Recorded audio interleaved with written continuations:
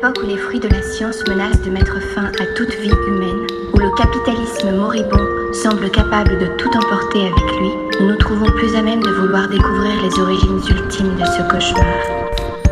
I think that's part of it too. I mean, if they really understood what was happening in Ireland, they would get themselves sorted out and stand on the right side here, because we identify very closely in our struggle for equality and our struggle against oppression. In fact, the whole inspiration of our civil rights movement 10 years ago came from the black movement of America. And it looks to us from where we stand at home that our people are being oppressed with the active assistance of our people. We find that very sad. But this is where, power comes into it. I mean, upper class men oppress both men and they oppress women. Every man oppresses women. I mean, they have the chance to oppress the women they marry, their daughters. Looking beyond that, then it would suggest that you would want a complete change in society. Definitely. Class change. Definitely. Si résister à la culture dominante est la dernière chance de nous sauver, alors nous avons besoin d'une culture de résistance. Alors bonjour, bienvenue dans le podcast Floraison, le podcast pour une culture de résistance écologiste, libertaire, féministe, antiraciste et antispéciste. Aujourd'hui, nous allons vous présenter, donc avec Blaise, Bonjour. Des notes de lecture de Refuser d'être un homme de Staudenberg. Alors des notes de lecture, parfois on fait des fiches de lecture qui durent 15 ou 30 minutes. Celle-ci est un peu plus longue parce que l'ouvrage est vaste et il ne laisse pas indifférent. On va parler de virilité, d'identité de genre, de sexualité, de reproduction, de viol, de guerre, de pornographie et de liberté. Des sujets qui sont loin d'être simples à aborder, d'autant plus quand on est un homme. Mais autant de sujets qui sont indispensables à analyser et critiquer dans une perspective de résistance radicalement féministe. Si je fais des erreurs de compréhension ou d'interprétation par rapport à Staudenberg, désolé, je m'excuse par avance. Je parle par rapport à ce que j'ai compris. Donc aussi, attention aux personnes sensibles sur ces sujets-là, on va parler de violences sexuelles pendant ce podcast.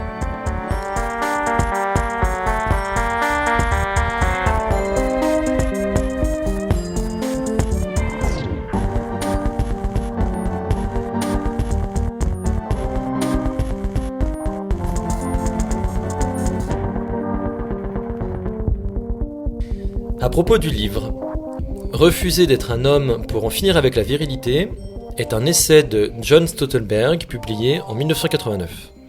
Il regroupe plusieurs adaptations d'allocutions de Staudenberg sur les thèmes du féminisme radical, de la virilité et de la pornographie. Selon ce point de vue, la masculinité ne peut certainement pas être revue et améliorée, elle doit être démantelée grâce à une analyse radicale du genre en tant que hiérarchie de classe.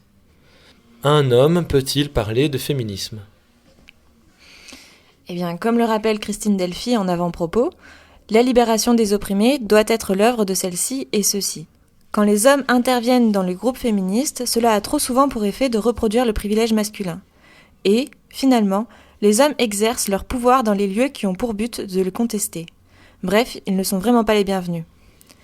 Néanmoins, le livre de Staudenberg a la particularité non seulement d'éveiller le malaise chez beaucoup d'hommes, mais aussi chez certaines femmes, y compris des féministes, mais aussi de montrer que des hommes peuvent participer au combat féministe à condition de rester à leur place. À condition aussi de ne pas parler à la place des dominés, mais à partir de leur place. Si les femmes sont les seules à connaître de l'intérieur l'oppression subie, les hommes sont les seuls à connaître les stratégies de domination qu'ils forgent consciemment. C'est justement l'objectif de cet ouvrage, majeur, pour comprendre et combattre le masculinisme. Comment le féminisme peut toucher les hommes ? Alors certains hommes en arrivent parfois à entendre et plus exceptionnellement à comprendre les idées pro-féministes. Ce peut être grâce à la remise en question par les amis proches, dans des discussions parfois intenses, ou par les lectures. Ça peut être aussi en étant témoin ou victime de violences sexuelles, ou bien par désir d'entretenir des rapports égalitaires avec les femmes. Peu à peu, ils deviennent dissidents, voire traîtres à leur genre. Stoltenberg soutient que l'identité sexuelle masculine est une construction de toute pièce, politique et éthique, et qu'elle a besoin de l'injustice pour exister. Mais c'est précisément parce que cette identité personnelle et sociale est construite que nous pouvons la refuser, c'est-à-dire la déconstruire, agir à son encontre, bref, nous pouvons changer. Refuser d'être un homme signifie donc apprendre une éthique nouvelle et radicale. Justement, qu'est-ce que le féminisme radical ? En matière d'égalité, et c'est valable pas seulement pour le féminisme mais pour toutes les luttes, les changements sociaux importants n'émergent pas du centre libéral, des non-engagés ou d'une voie mitoyenne, du centre mou. Les grands changements ont lieu quand le centre est forcé à migrer du fait d'avoir été ébranlé par des gestes politiques qui contestent le statu quo. C'est le cas du mouvement féministe radical qui émerge à la fin des années 60 aux États-Unis et qui considère que tyrannie et violence sexuelle sont imbriquées. Comme d'autres mouvements radicaux qui remontent à la racine, ils ne laissent pas indifférents et forcent les gens à se positionner. Le féminisme radical ne cherche pas à semer la discorde entre les hommes et les femmes, comme on l'entend parfois, mais il cherche plutôt à tracer une distinction claire entre, d'une part, les gens qui accréditent, qui achètent, aiment, défendent, collaborent ou profitent de l'érotisation de l'inégalité, et les autres qui, pour leur part, souhaitent passionnément érotiser l'égalité. Quelle est la particularité du féminisme radical américain ? Ce féminisme s'inscrit dans l'histoire des progrès sociaux et politiques qui ont lieu aux États-Unis depuis la première Constitution.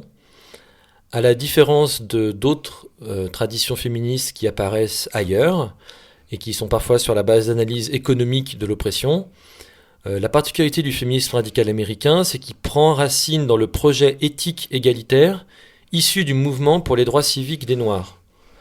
Et cette éthique s'oppose aux distinctions de valeurs fondées ou justifiées par des différences anatomiques entre les personnes. Il a un rapport direct avec le corps, avec les différences qui sont faites sur le corps, du coup que ce soit à propos de la couleur de la peau ou à propos du sexe. Et du coup, il est très sensible, puisque ce même mouvement découle de lutte contre l'esclavage, il est très sensible au rapport du corps, à la violence contre le corps, à la coercition.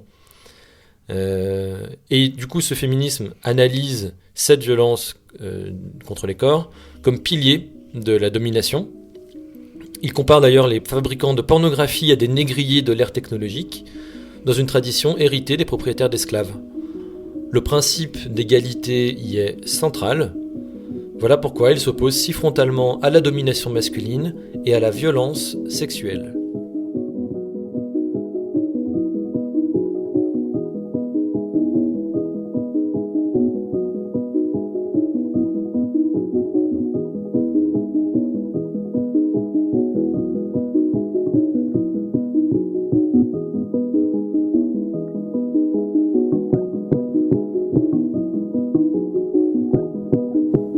Premier point, la critique de l'identité masculine.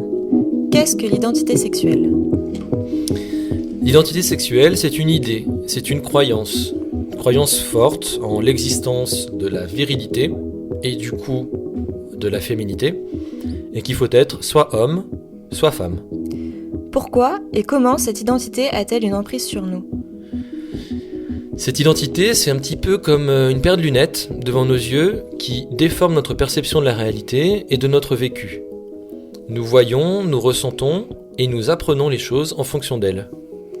Qu'est-ce que l'identité sexuelle exige des personnes qui y croient ? En fait, l'identité sexuelle, c'est un petit peu comme une pièce de théâtre que tout le monde joue. Le problème, comme c'est souvent le cas des croyances, c'est qu'elle n'existe pas si nous ne faisons pas des efforts considérables. Cette croyance, en l'identité sexuelle, exige que tout le monde joue un rôle pour qu'elle se crée, se maintienne et se vérifie encore et encore chaque jour. Est-ce que tout le monde vraiment y croit ? Eh ben oui, en fait, plus ou moins. Mais évidemment, il arrive à presque tout le monde, à un moment donné, de douter de son identité sexuelle. Qu'est-ce qui se passe en cas de doute ? On se compare à une autre personne qui joue un peu mieux son rôle que nous, c'est-à-dire quelqu'un qu'on va considérer comme plus masculin ou plus féminin, et on se compare à cette personne.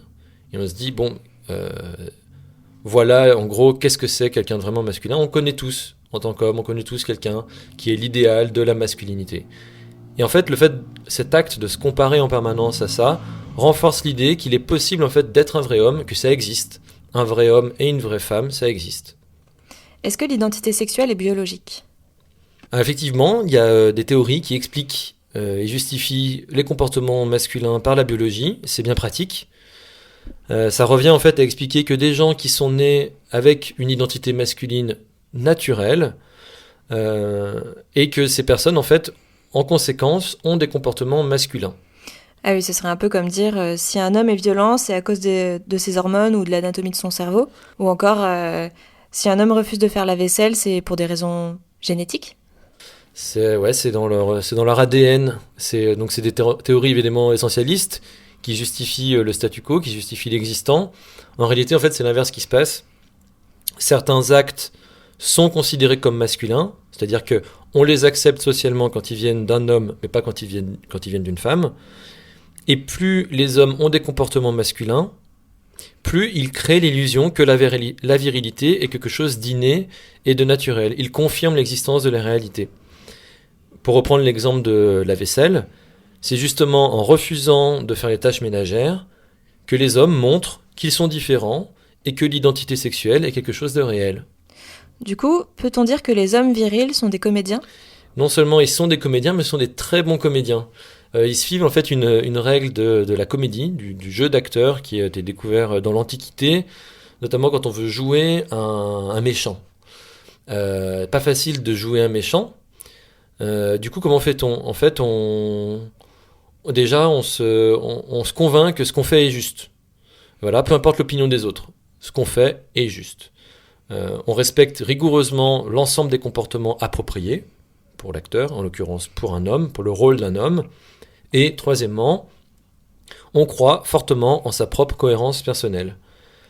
Et le fait d'être convaincu soi-même que ce qu'on fait est juste, vraiment, et rien ne peut nous ébranler dans cette conviction, ça fait qu'on est très très crédible aux yeux des autres spectateurs, hommes ou femmes, les autres hommes ou les autres femmes.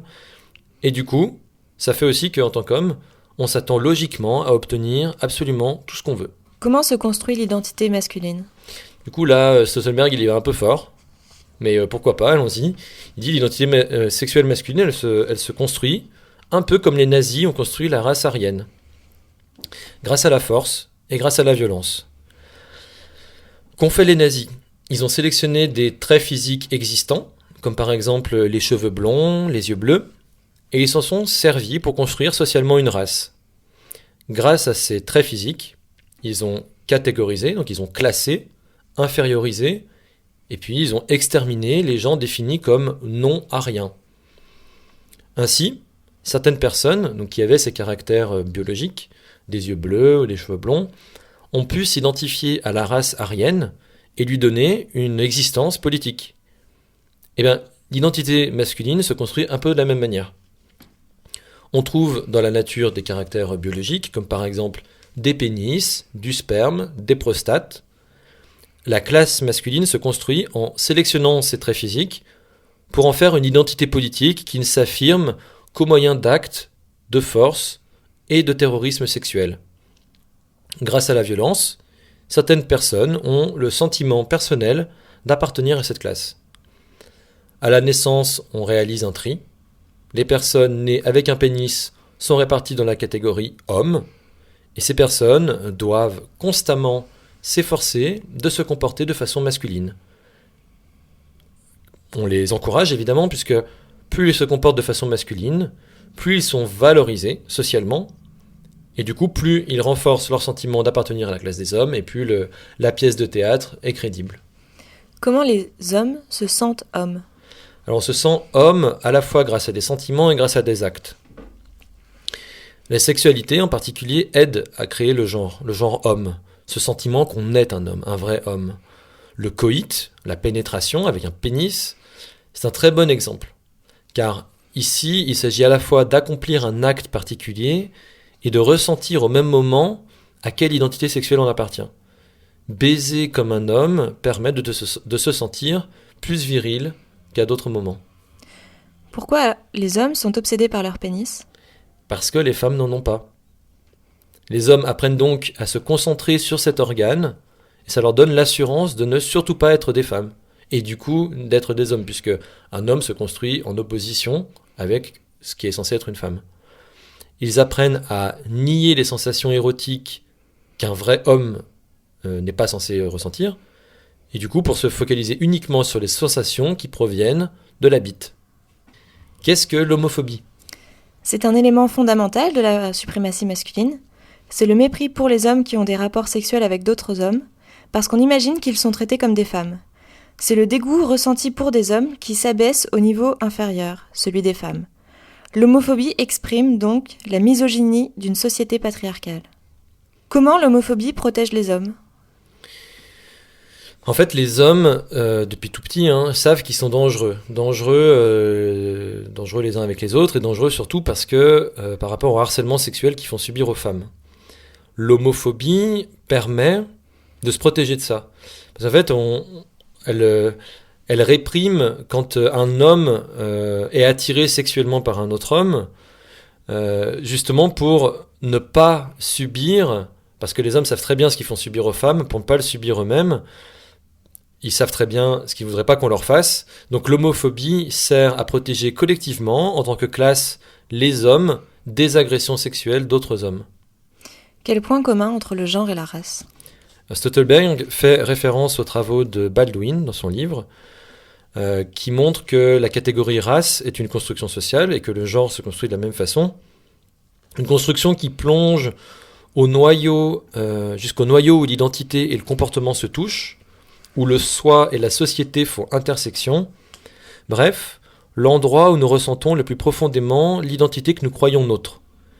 Pour Andrea Dworkin et de nombreuses féministes, le genre et la race sont des constructions politiques et sociales. Pourquoi faut-il alors critiquer l'identité de genre ?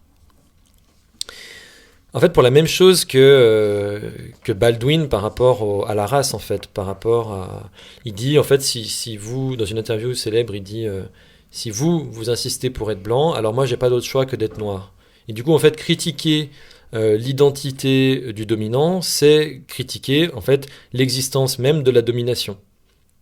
Et donc, vu que les hommes insistent avec rage en permanence sur leur virilité, nous devons refuser cette virilité, cette identité avec force. Le féminisme radical, il n'est pas essentialiste. Contrairement à d'autres théories, il ne dit pas que la violence des hommes est innée, qu'elle est déterminée biologiquement, mais qu'elle est construite socialement. Ce qui veut dire qu'il y a un espoir, l'espoir de changer. Le féminisme radical s'attaque au système de valeurs et d'identité qui est au fondement de la violence masculine, ce qu'il appelle le genre. Le genre est une hiérarchie entre des valeurs masculines et féminines, une inégalité entre les hommes et les femmes. Il ne peut donc coexister avec la justice et avec l'égalité. Le genre crée des catégories, masculin, féminin, dominant, dominé, etc. Et le simple fait de savoir à quelle catégorie précise on appartient, entre guillemets, ne suffit pas à créer la révolution que nous voulons voir advenir.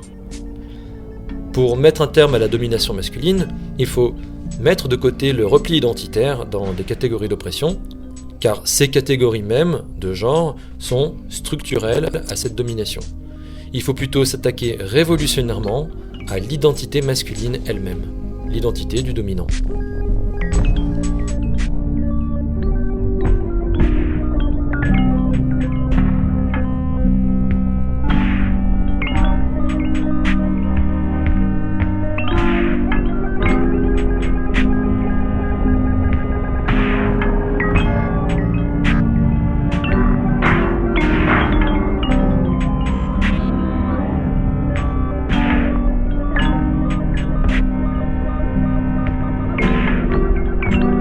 Deuxième point, la relation père-fils.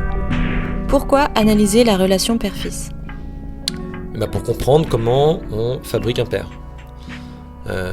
Pour comprendre comment les hommes traitent les femmes, il faut comprendre comment les hommes traitent les autres hommes. Cette relation père-fils, du père au fils, est habituellement le premier contact du fils, donc du garçon, avec les liens complexes de la politique sexuelle. C'est dans cette relation que le garçon apprend ce qui est censé être un vrai homme et qu'il est conditionné au besoin érotique compulsif de s'approprier d'autres vies humaines. La relation père-fils dont on parle ici existe au sein du patriarcat qu'on appelle aussi le droit du père. Mais qu'est-ce que le droit du père ? Patriarcat, droit du père, un système où le père incarne l'autorité suprême de la famille et tous les enfants lui appartiennent.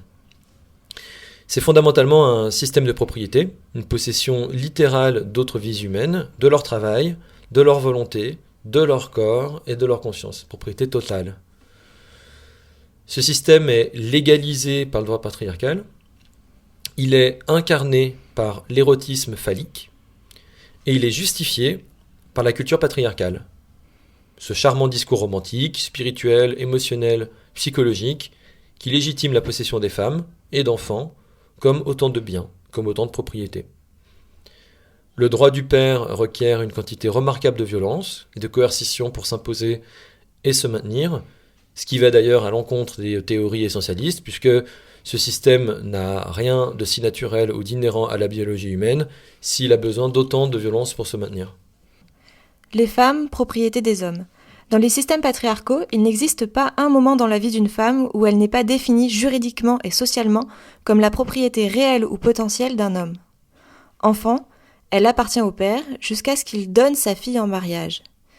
Historiquement, le viol n'était reconnu comme un crime que contre la propriété masculine du bien en cause. Si une femme était violée, c'était une atteinte au père ou au mari, car sa propriété, ou sa marchandise, avait perdu de la valeur. Les enfants, propriété du père. Selon la biologie humaine, seule une femme peut accoucher d'un enfant. Dans la nature, un enfant qui n'est pas né d'une mère n'existe pas. Mais, en société patriarcale, selon le droit patriarcal, seuls les hommes ont le droit de propriété des enfants. En fait, un enfant qui n'est pas la propriété d'un homme est qualifié de non-entité juridique et étiqueté comme illégitime ou bâtard. Un enfant sans père, finalement, n'existe pas. Tout est fait pour qu'une femme qui accouche d'un enfant appartienne à un homme, pour que l'enfant appartienne ensuite à cet homme. Par contre, évidemment, c'est pas parce que l'enfant appartient au père que c'est à lui de s'en occuper, de s'en prendre soin. Ça, c'est encore une tâche qui est reléguée aux femmes, de les nourrir, d'assurer leur propreté.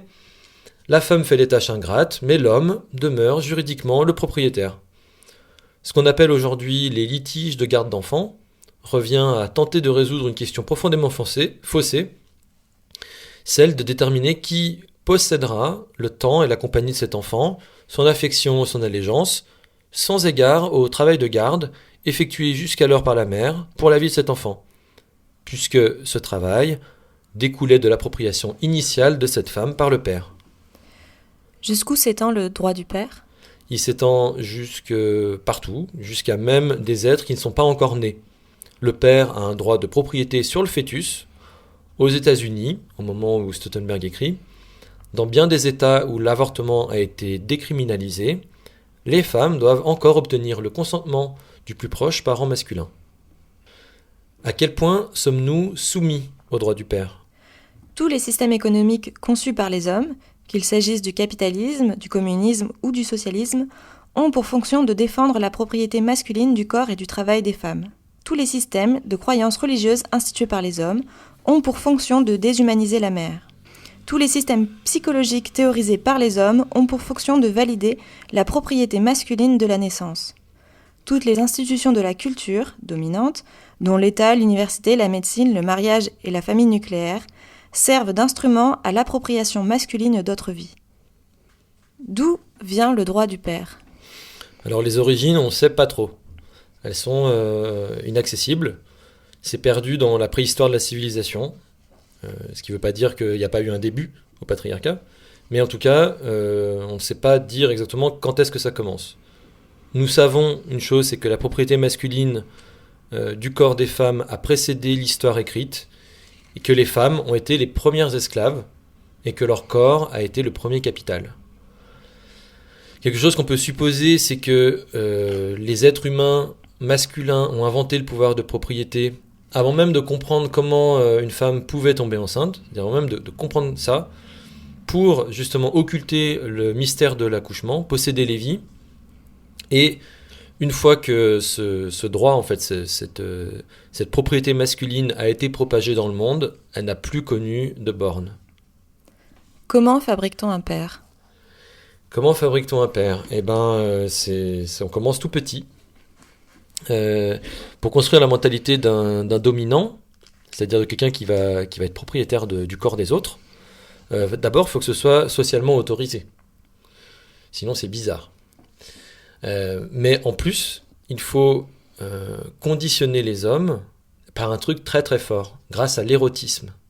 Et grâce à l'érotisme, en fait, c'est là qu'on va pouvoir toucher vraiment le cœur de leur identité, le cœur de leur désir. Et grâce à l'érotisme, on va faire en sorte que seule la propriété des autres soit érotique à leurs yeux. Les hommes sont entraînés depuis leur plus jeune âge à trouver excitant de posséder les autres, par opposition aux femmes et du coup aux valeurs associées, qui, elles, doivent être appropriées. Le dilemme de la mère. Dans une culture patriarcale, la mère est face à des contradictions car elle est une femme qui appartient au père, mais qui doit élever un fils capable de s'approprier la vie d'une femme. Le père perçoit donc le fils comme un concurrent. D'une part, la mère doit donner envie au fils de la posséder et être entièrement à son service en fournissant par exemple une quantité inépuisable de travail pour lui, mais, d'autre part, elle ne peut pas se laisser posséder par le fils car elle doit rester la propriété du père et le rassurer en permanence. Donc elle fait jamais bien, quoi. Non, Okay. c'est une femme. Ok. Et l'attitude du père, en fait, la différence entre le père et la mère avec le bébé se fait d'abord de manière tactile. Il y a quelque chose de bizarre avec le père. Il tapote, mais il touche pas. Il caresse, mais il ressent pas. Il saisit, mais il ne tient pas. Pour le bébé, le père est comme un étranger. Et puis l'enfant grandit. Et au bout d'un moment, il apprend en fait à faire la différence entre le père et la mère. Du coup, le père se sent humilié, dépossédé, et veut alors se réapproprier son fils. Alors comment est-ce qu'il se réapproprie le fils ? Eh bien, grâce à des institutions complices, comme l'école et la télévision, mais aussi grâce à la brutalité physique ou émotionnelle. Le fils est témoin au moins une fois de la violence du père contre la mère, et reste terrorisé et impuissant à la défendre.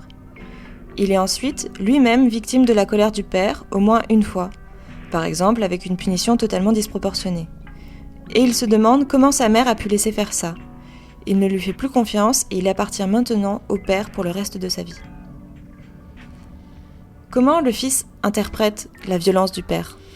Du coup, il voit cette violence. Stoltenberg dit une fois ou 100 fois, mais une fois suffit. Il se dit, ok, le père nous hait, maman et moi. Ensuite, il se dit, le père me hait parce que je suis comme maman, puisqu'il hait maman, donc il me hait moi aussi parce que je suis comme elle. Du coup, conclusion, je vais être différent de maman pour être en sécurité face au père.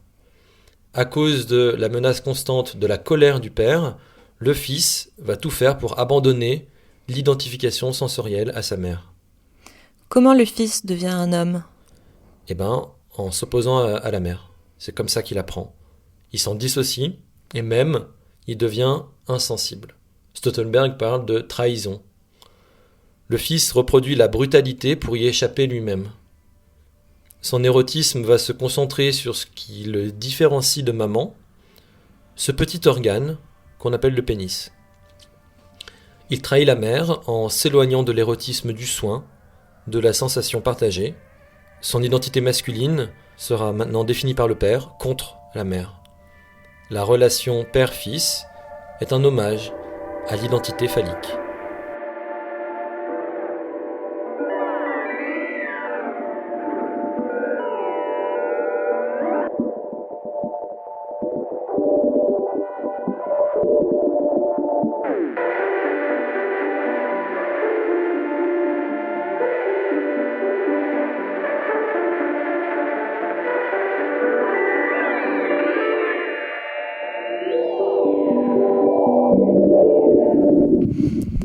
Troisième point, l'éthique du violeur.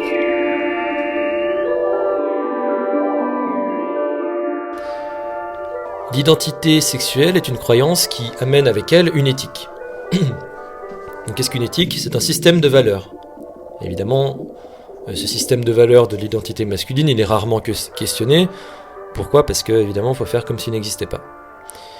Dans cette éthique de genre, on évalue différemment les actions humaines quand elles proviennent d'un homme ou quand elles proviennent d'une femme. Tout basiquement, une inégalité. Par exemple, il sera bon qu'un homme fasse certaines choses, se comporte d'une certaine façon. Par contre, ce sera mauvais si c'est une femme qui le fait. À quel moment les gens respectent-ils cette éthique ? Tout le temps, mais surtout pendant le sexe. C'est le lieu, quand les gens baisent, où ils essayent le plus de se comporter en vrai homme ou en vraie femme. L'homme doit prouver, par exemple, qu'il est l'homme de la situation, entre guillemets, et qu'il n'a aucune ressemblance tactile, visuelle, comportementale ou émotionnelle avec une femme. Quelles sont les conséquences de cette éthique ? La conséquence, c'est qu'elle déresponsabilise les hommes qui humilient quotidiennement les femmes, qui sont violents, qui violent, qui tuent. Grâce à l'éthique associée à l'identité sexuelle, vu qu'il y a, pour un même acte, on ne juge pas de la même façon un homme et une femme, c'est l'homme qui commet les violences et c'est la femme qui est blâmée. Tout simplement parce que, entre guillemets, les hommes sont comme ça. On appelle ça aussi parfois la culture du viol, mais bien sûr, si cette éthique n'est jamais prononcée, jamais formulée en ces termes, c'est pour qu'elle puisse fonctionner. Parce que si on en parle, le masque tombe. Stoltenberg nomme ce système de valeurs, cette éthique où c'est l'homme qui commet les violences et la femme qui est blâmée, l'éthique du violeur.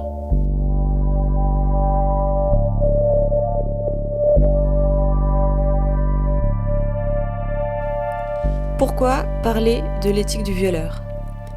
Parce que l'identité masculine et le viol, surprise, sont profondément liés. Le geste de forcer quelqu'un à admettre une pénétration sexuelle sans son assentiment entier et éclairé est en quelque sorte la mesure standard de l'identité masculine.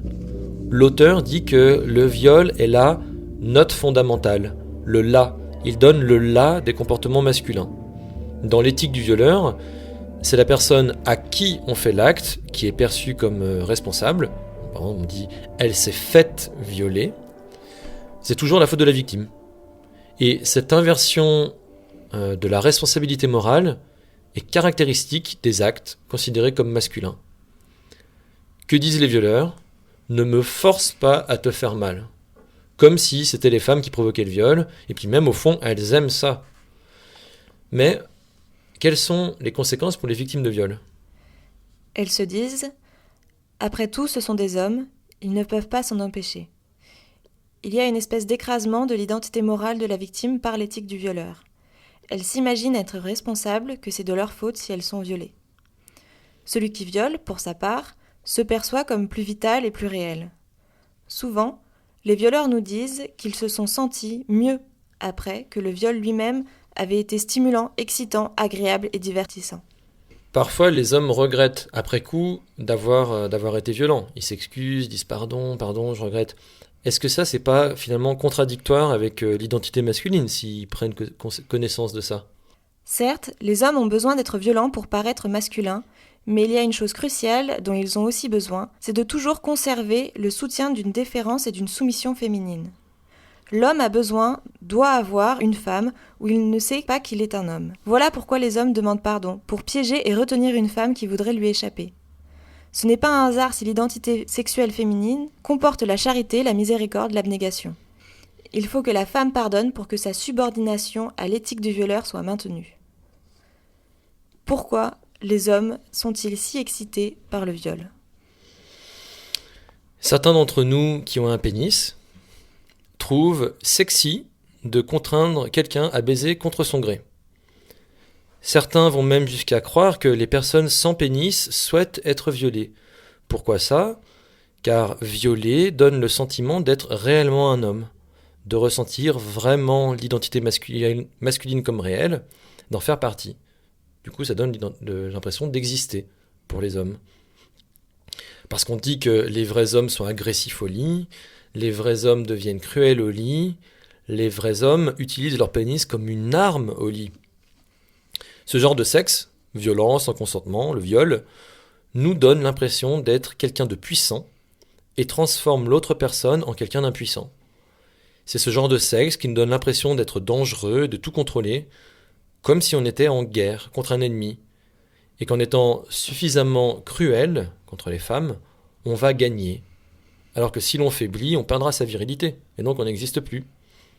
Être un homme, un vrai, c'est finalement faire la guerre aux femmes. Les hommes sont-ils condamnés à suivre cette éthique ? Alors, oui, si on croit que le genre, la virilité, c'est quelque chose d'inné, que nous sommes automatiquement, en raison de la façon dont on est né. Et si on a cette perspective-là, c'est sans espoir. Mais heureusement, heureusement le féminisme radical est là, le genre est un phénomène doté d'une construction éthique, une croyance que nous créons par la façon dont nous décidons d'agir. Donc il existe un réel espoir de changement. L'identité de genre n'est pas la cause de notre conduite violente en tant qu'homme, mais en fait c'est son résultat. Cette identité n'est pas inéluctable, nous pouvons changer. Alors comment arrêter d'être un violeur ? Eh bien, en fait, en parlant de cette éthique du violeur et en la remettant en question. Et on peut refuser cette éthique, ce qui va nous permettre de refuser de recréer chaque jour notre genre. Pour nous, hommes, refuser cette éthique manipulatrice et cynique, c'est faire le choix d'examiner nos comportements réellement en face, de voir la vérité, d'arrêter le déni et d'assumer les conséquences de ce que nous avons fait. Et puis, il nous faut arrêter d'utiliser la sexualité, qui est le lieu pour exprimer sa virilité, justement avec l'objectif de se sentir viril. Donc ça passe par une remise en question de la façon dont on vit nos relations sexuelles, et au lieu qu'elles soient marquées par des valeurs et une éthique de virilité, mais plutôt par l'intimité et la joie, au lieu du viol, ce sera l'extase et l'égalité. Alors ça passe par 3 principes de base. Premièrement, le consentement. S'assurer d'avoir le consentement éclairé du partenaire à tout moment. Deuxièmement, la réciprocité. Le sexe, c'est réciproque. C'est pas un truc qu'on fait à quelqu'un d'autre. C'est être avec et ressentir avec quelqu'un qui a de l'importance. Et puis troisièmement, c'est le respect. Qu'on ait ou non de l'amour pour une personne, il faut toujours avoir du respect. On n'est pas propriétaire du corps de l'autre. L'autre, c'est une personne réelle, avec des sentiments aussi importants que les nôtres. Et puis enfin, Stoltenberg donne aussi d'autres conseils en espérant qu'ils soient utiles, mais il sait que c'est parfois pas facile. Par exemple, ne pas laisser sa sexualité manipulée par le porno. Il dit que c'est très difficile de s'en défaire si après des années, voire des dizaines d'années, l'imaginaire a été colonisé totalement par le porno, de se défaire de l'éthique associée. Ne pas laisser non plus les drogues et l'alcool insensibiliser le vécu sexuel, car s'assurer que l'autre est là pour lui-même et pour nous, et qu'on est là pour l'autre, et bref, être responsable, c'est pas possible si on éteint sa conscience. Et puis, en tant qu'homme, arrêter d'être obsédé par la pénétration. En fait, il y a une gamme incroyable de possibilités érotiques à explorer, mais c'est vrai qu'elles tournent pas uniquement autour du pénis, et du coup, c'est vrai qu'elles ne font pas sentir un vrai homme, mais c'est une sexualité à égalité, un pied d'égalité avec d'autres partenaires.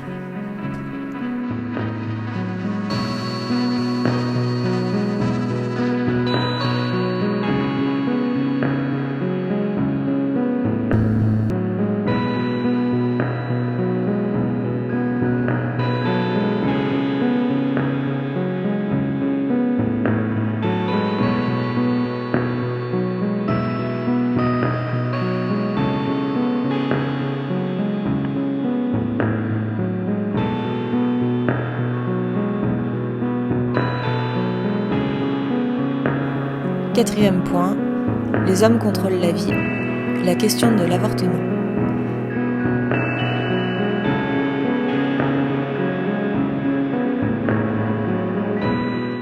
Est-ce que les hommes cachent leurs émotions ? On dit ça. Parfois. On dit ça. Ils sont pudiques. Ils cachent leurs émotions. Et même les proches les implorent. Mais ils gardent tout à l'intérieur. Hein. C'est des grands timides en fait.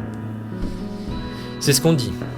En fait, tout au long de l'histoire, les hommes, en tant que classe, ont toujours exprimé leurs émotions. Et puis alors, ils les ont étalées partout, avec éloquence, à abondance, puisque en fait, c'est eux qui parlent.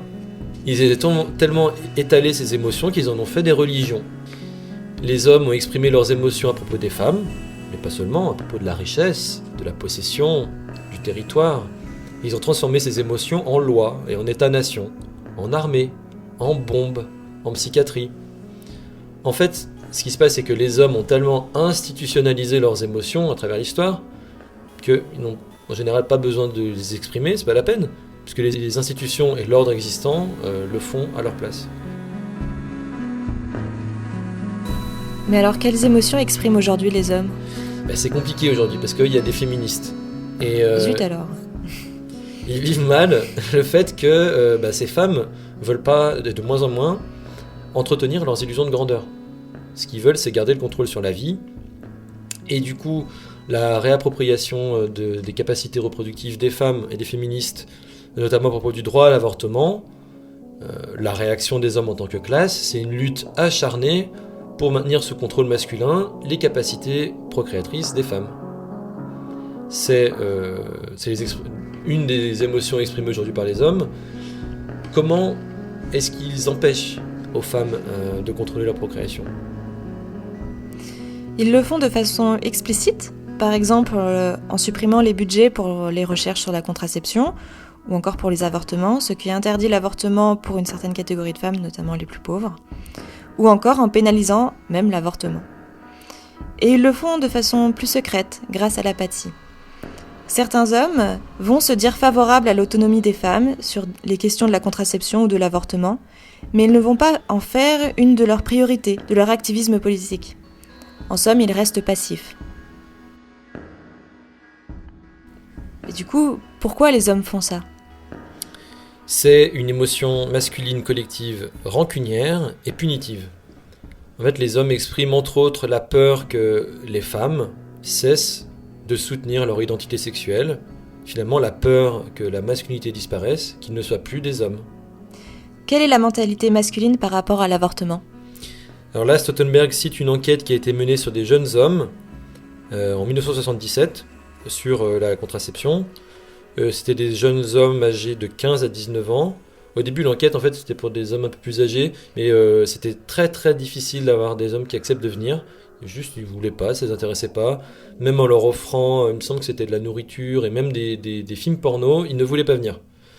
Donc les hommes âgés de 15 à 19 ans, en tout cas, eux, ont manifesté un consensus dans les réponses. C'est hallucinant. Premièrement, ils trouvent ça normal de mentir à une fille pour coucher avec elle. Voilà, normal. Par contre, la contraception, c'est-à-dire on ment, mais si elle tombe enceinte, la contraception, c'est pas le problème des hommes. C'est un gars a pas à faire ça, majoritairement. Et en revanche, ils ne trouvent pas normal d'avorter, entre guillemets, parce que c'est mal. Donc une déresponsabilisation totale. Du coup, dans quelle situation les hommes sont le plus susceptibles d'accepter l'avortement ? Alors les seules situations où la majorité des hommes acceptent l'avortement sont la mauvaise santé de l'épouse, le viol ou la possibilité que l'enfant soit déformé ou malade. En d'autres mots, si la marchandise est avariée. Donc, dans une culture patriarcale, on remarque que les hommes s'opposent majoritairement à l'avortement, même s'ils ont des grandes difficultés financières, même si c'est un enfant qui n'était pas désiré, même si c'était un échec de la méthode contraceptive. Quelle influence ont les hommes sur les femmes sur ces questions ? Alors dans les couples, c'est énorme. Dans les couples, évidemment, où la femme est encore plus de domination masculine, presque tous les hommes contrôlent au quotidien la fécondité des femmes, qui leur sont proches, de la même façon qu'ils contrôlent d'autres aspects de la vie des femmes, c'est-à-dire grâce à la violence, à la force, et surtout en fait en déterminant les limites à ne pas franchir, justement pour pas avoir affaire à leur propre violence, pour que les femmes restent à l'abri de leur colère. Ce qui fait qu'une femme qui, de base, ne voulait pas forcément d'un enfant, en fait, on ne voulait pas même, va changer d'avis du fait d'avoir peur de franchir les limites de l'homme.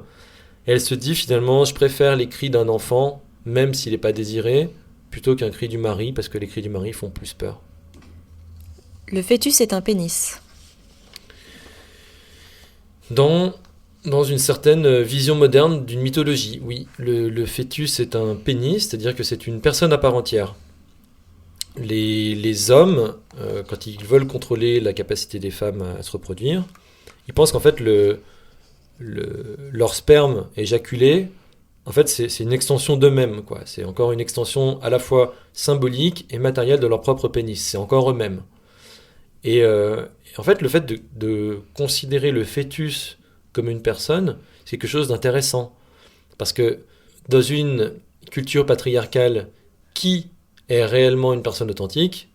Les hommes. Voilà, les hommes et pas les femmes. Du coup, considérer le fœtus que porte une femme comme une vraie personne, c'est le considérer comme plus important que son hôte. Et du coup, comme le formule très bien Andrea Dworkin, avorter un fœtus en termes masculinistes, c'est commettre un acte de violence contre le phallus lui-même. C'est l'équivalent de le trancher. Le fœtus étant perçu comme ayant un caractère phallique, la vie qu'on lui prête est hautement valorisée, alors que la vie concrète de la femme est sans valeur et invisible. Mais est-ce que l'avortement n'est-il pas traumatisant pour les femmes ? On prétend souvent que l'avortement est en soi une expérience émotionnelle dévastatrice pour les femmes. Mais une étude menée auprès de 329 femmes ayant avorté à Philadelphie laisse émerger un portrait très différent. Même si la plupart des femmes ont vécu leur avortement avec un certain degré d'émotion, conflictuelle, la majorité des répondantes ont déclaré que leur sentiment prédominant était un soulagement que l'avortement ait eu lieu. Dans presque tous les cas où les répondantes ont vécu un désastre émotionnel marqué, c'était par manque de soutien émotionnel de leur partenaire. Tous les hommes se comportent-ils ainsi ? Alors pas tous de façon individuelle, mais collectivement en tant que classe, oui, et ça suffit. Les hommes savent en tant que classe que la liberté reproductive des femmes n'est pas dans leur intérêt. Et pourquoi cette autonomie des femmes terrifie autant les hommes ?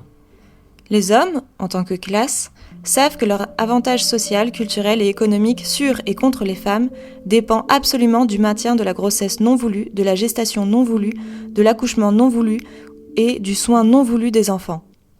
Si la liberté reproductive des femmes devenait un jour réalité, la suprématie masculine ne pourrait plus exister.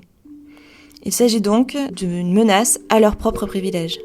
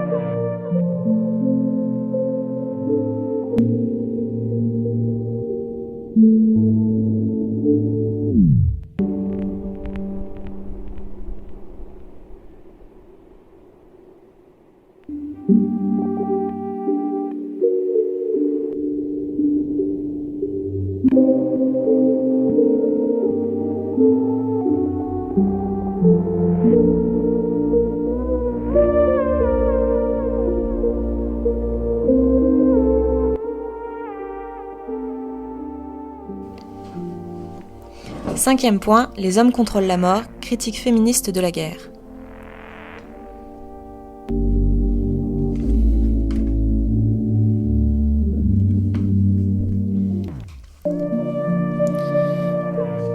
Alors, pour mettre fin à la guerre, et c'est ce qu'on veut, il faut d'abord reconnaître et combattre les formes de violence perpétrées par la classe des hommes contre les hommes.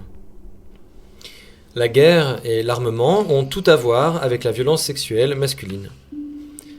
Comme le dit Mary Daly, il ne faut pas un grand effort d'imagination pour percevoir une relation profonde entre la mentalité du viol et le génocide. Quel est le lien entre le viol et la guerre ? Alors, Robin Morgan disait très bien, la pornographie est la théorie et le viol, la pratique. Et quelle pratique ? Le viol d'une femme est la métaphore parfaite de l'homme qui s'impose par la force à des nations entières, à d'autres espèces et à la planète elle-même. la critique féministe de l'État et de l'armée. Comme disait Virginia Woolf, « En tant que femme, je n'ai pas de pays. Ce ne sont pas les mères qui ont inventé et qui contrôlent l'État et l'armée, mais bien les pères qui mènent la guerre contre d'autres peuples et envoient les fils à la guerre. Durant la guerre du Vietnam, pour la première fois dans l'histoire des États-Unis, des jeunes hommes ont rejeté en grand nombre la vie militaire. Avant cela, obéir à l'appel de son pays et devenir soldat était s'affirmer comme un vrai homme. Des mères, en grand nombre, ont endossé le refus de leurs fils d'être transformés en chair à canon. Quelle place pour le féminisme dans la résistance à la guerre du Vietnam ? Une occasion manquée. Une occasion de critiquer le militarisme lui-même. En fait, ce qui s'est passé, c'est qu'il y a eu une critique de la guerre au Vietnam, aux États-Unis, et il aurait pu se développer une conscience généralisée chez les hommes qu'il y a un problème avec le militarisme et qu'en lui-même, l'armement est immoral. Et en fait, cette occasion a été ratée. On n'a pas du tout analysé la relation fondamentale entre militarisme et suprématie masculine. Par contre, on a dit que résister à cette guerre, finalement, c'était ça que faisaient les vrais hommes, que c'était une nouvelle occasion, de façon renouvelée, d'être un vrai homme. Les vrais hommes résistaient à la guerre. Et un slogan illustre cette mentalité, magnifique slogan. Les filles disent oui aux hommes qui disent non. Les femmes sont une nouvelle fois trahies. De nombreuses femmes se sont impliquées aux côtés des hommes dans le mouvement anti-impérialisme ou révolutionnaire. Ces hommes contestent publiquement la guerre, mais continuent de se comporter en phallocrates avec les femmes du mouvement, en faisant passer la question du viol ou de la prostitution pour un enjeu secondaire. Ainsi, beaucoup de femmes ont consacré leur vie à des mouvements de changements sociaux, aux conditions définies par les hommes et en sont ressorties trompées et trahies. C'est d'ailleurs souvent le cas avec les discours catastrophistes qui peuvent facilement faire taire les femmes et leurs revendications au nom d'une urgence. Par exemple, aujourd'hui, l'urgence écologiste. Pourquoi les pères envoient-ils les fils mourir à la guerre ? Alors le père veut que son fils soit viril. Il l'éduque ainsi, et plus son fils grandit, plus il devient viril, comme prévu. Mais plus il devient viril, et plus le père se sent menacé par ce jeune rival. Et la machine de guerre est une des violences que les pères peuvent employer contre les fils pour maintenir leur structure, leur pouvoir de structure en place. Le militarisme assure au patriarche le contrôle finalement sur les autres hommes, le contrôle de la vie et de la mort des fils, et il leur demande surtout de diriger cette violence contre les autres pays, contre les femmes. Est-ce que la guerre et la défense assurent la sécurité intérieure ? Alors, sécurité intérieure pour qui ? Parce que, en fait, pour les femmes, ce concept de sécurité intérieure n'a pas de signification réelle quand c'est dans la bouche des puissants. Elles ne sont pas protégées au quotidien des prédateurs masculins du pays, puisqu'elles ne sont même pas en sécurité dans leur propre foyer. Beaucoup de femmes cèdent leur corps par contrainte de mariage pour assurer leur propre sécurité. En réalité, quand les patriarches parlent de sécurité intérieure, en termes de militaire, ou même de sécurité nationale, en fait, ils parlent bien de la sécurité de leurs biens, c'est-à-dire protéger leurs droits de propriété sur les corps des femmes et les corps des enfants. Qu'est-ce que la course à l'armement ? La course à l'armement, c'est un concours de bites. Vu que les hommes apprennent physiquement à érotiser l'agression, la course à l'armement est vraiment comparable à un concours de bites. Qui aura la plus grosse bombe, la plus grosse force de destruction ? Du coup, qu'est-ce que le désarmement ? C'est le contraire. Le désarmement, c'est le démantèlement du sadisme masculin. C'est une critique de la violence masculine, une critique du fait qu'elle soit érotisée. En fait, c'est la fin du patriarcat. Et il n'y a pas de résistance à la guerre possible sans abandon de la domination des hommes sur les femmes.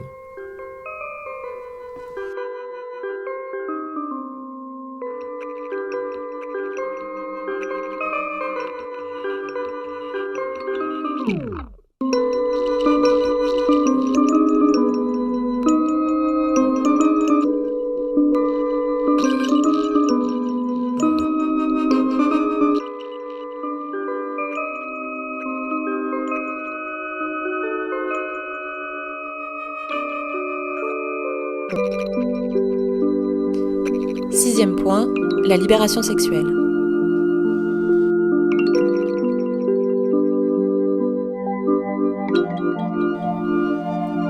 Quand on parle de sexe, c'est souvent comme s'il était déconnecté du reste de la vie.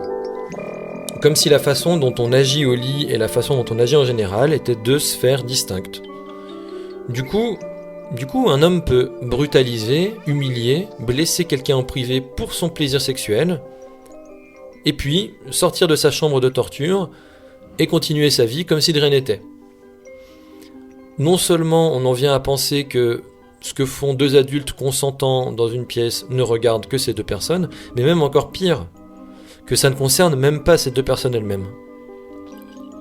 Au lieu de considérer la sexualité et le reste de la vie comme un continuum, on prétend plutôt que ce qui se passe au lit n'arrive que là, et de toute façon, pour qui tu te prends, pour remettre en question ce qui est arrivé entre nous hier soir, et puis c'était du bon sexe, non? Ça t'a plu, non?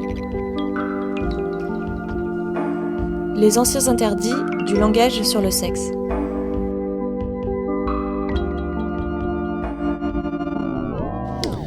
Autrefois, certaines choses, on ne pouvait pas les écrire, on ne pouvait pas les publier.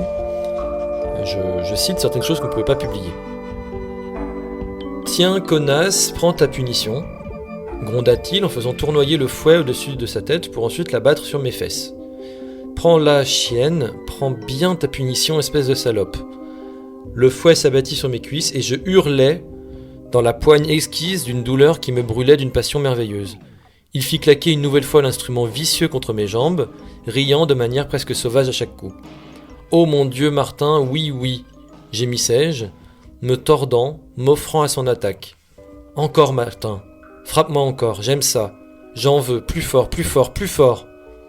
Il me battit encore plus cruellement. Le plaisir le mettait maintenant hors de lui.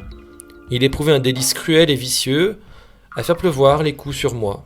Il n'en avait que pour les cris, qui déchirait mes lèvres et sonnait si délicieusement à ses oreilles. « Ah oui, salope, prends-la, prends ma correction. » Je sais que tu adores ça, connasse, je le sais.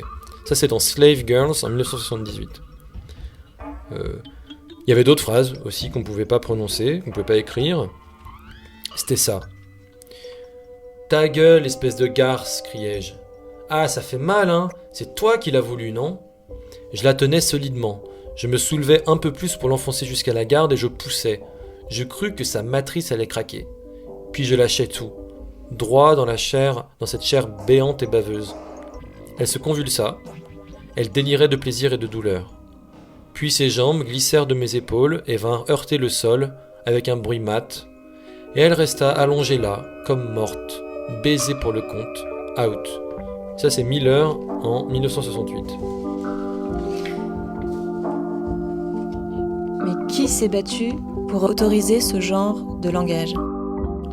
Alors, pour plus que ce soit interdit, ce sont diverses factions d'hommes qui se sont battus, que ce soit des éditeurs, des législateurs, des juristes, des avocats, bref, tout autant d'hommes s'affrontant à propos du droit d'autres hommes, écrivains et lecteurs, à produire et à consommer ce langage. Quels sont les nouveaux interdits de langage sur le sexe? Aujourd'hui, c'est une autre forme d'interdiction. Aujourd'hui, c'est tout ce qui brusque l'ego sexuel des hommes. Comme par exemple critiquer le recours à la force, à l'objectification, au mépris et à la violence dans le comportement sexuel masculin. Identifier ce comportement comme racine et modèle de la suprématie masculine et vouloir y mettre fin. Comment garantir la liberté sexuelle? Alors la liberté sexuelle, elle n'est jamais vraiment définie. De quoi on parle quand on parle de liberté sexuelle? Et d'ailleurs, on dit qu'elle est déjà advenue. Elle est arrivée. C'est quelque chose qui est déjà là. Mais regardons de plus près qu'est-ce qui pourrait garantir une telle liberté et si c'est vraiment le cas. Une des premières choses qui pourrait garantir la liberté sexuelle, ce serait que le sexe soit libre de toute restriction extérieure. Très bien. Alors, qu'est-ce qu'on se dit devant une photo de magazine où une femme est ligotée, bâillonnée, écartelée sur une planche, la vulve grande ouverte pour l'objectif? On peut se demander, ok, où est cette absence de restriction? Deuxièmement, qu'est-ce qui pourrait garantir la liberté sexuelle? Que les personnes puissent se sentir bien dans leur corps et avec d'autres sur le plan sexuel. Ok, si c'est se sentir bien, que penser dans tel passage ? Donc c'est un passage de Baker en 1978. Chérie, tu vas te faire baiser cette nuit comme tu n'as jamais été baisé de ta vie, lui siffla-t-il haineusement alors qu'elle se débattait sans succès contre ses liens. L'homme ne voulait qu'une chose, la violenter, et la violer jusqu'à ce qu'elle soit entièrement brisée et soumise à sa volonté. Il s'agenouilla entre ses jambes écartelées et se délecta à la vue de la petite chatte terrifiée dans laquelle il s'apprêtait à plonger sa bite. Ou encore celui-là, il fit claquer la ceinture dans l'air afin de lacérer la peau tendre de la fille. « Monsieur, dites-moi simplement ce que vous voulez et je le ferai. »« Ta gueule, petite pute à 2 balles. Je ne veux rien d'une putain. » La ceinture entailla à nouveau sa chair et elle s'écria « Mais je veux !»« C'est bien le problème, tu en veux, tu es une putain et une abomination. » Dans ces passages, ça c'est The Shame Beauty. Dans ces passages, où sont finalement les sentiments de bien-être réciproque qui pourraient garantir la liberté ? Où est cette liberté ? Et puis, si on parcourt un magazine page après page où on voit des organes génitaux enserrés de fils de fer, de lanières de cuir, des anneaux qui percent ces organes, on peut se demander pourquoi en fait cette personne a besoin d'être punie pour vivre des émotions sexuelles. Pourquoi les techniques de torture les plus répressives et les plus sadiques de l'Inquisition sont-elles exercées aujourd'hui entre individus dans ce que certains appellent de la sexualité ? Où est la liberté sexuelle ? Sans égalité, la liberté n'est pas possible. Ça, c'est un principe qui nous est cher. Et quand on entend parler de liberté sexuelle aujourd'hui, on entend souvent des mots assez simplistes comme sexe positif, pro-sexe. En fait, ça révèle souvent une approche assez libérale de la liberté, comme dans d'autres domaines, en fait. La liberté individuelle, c'est une vision des choses individualiste, pas vraiment collective. En réalité, les personnes dénuées de pouvoir ne peuvent être libres. Leur expérience de liberté sexuelle devient une simple illusion, un reflet de leur conformité aux exigences des dominants. La liberté seulement pour quelques-uns, on le sait, ce n'est pas une liberté, mais c'est un privilège. Donc, la liberté de ne pas considérer et de ne pas traiter l'autre comme une personne, ce n'est pas une liberté, puisque ça ne peut être fait que par l'un des deux partenaires, c'est donc un privilège, et en l'occurrence le privilège masculin. Dans tous les peuples qui ont lutté pour la liberté, ils savent très bien, les gens ont compris que leur liberté dépendait d'abord de la justice, c'est parfaitement compris, sauf en matière de sexe. Hors de toute notion de justice et d'égalité, on ne sait pas bien finalement ce que liberté sexuelle signifie, ou signifierait. Ce terme de liberté brouille presque totalement les valeurs réellement exprimées lors des rencontres sexuelles.